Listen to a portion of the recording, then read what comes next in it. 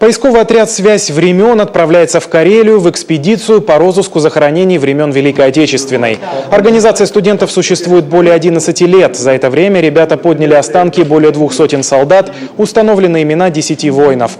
В основном ребята работали в Новгородской и Псковской областях. В Карелии они побывают впервые. Хорошо, если удастся восстановить имена солдат, это, конечно, будет очень здорово. Потому что это очень редко. Мы обсуждали, уже говорили, что даже если медальон находится, они обычно пустые. Насколько, какая вахта? Сколько дней? 3 недели. Ну все, в палатке, все как полагается. Готовимся сейчас. Каши, тушенки набрали.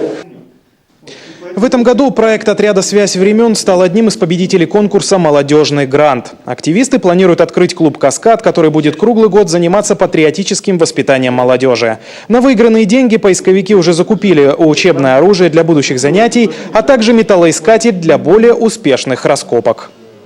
На местах боев все усеяно железом, да, и поэтому на простой металл тяжело найти, потому что любой осколочек все звенит, да. Преимущество здесь, что переключил на цветной металл, да, уже можно искать именно не осколки, а где вот гильзы лежат медные, да, вот солдат лежал, стрелял. Всего в конкурсе участвовали 74 проекта из всех городов и районов Коми. В итоге гранты общей суммой в 500 тысяч рублей получили 14 победителей.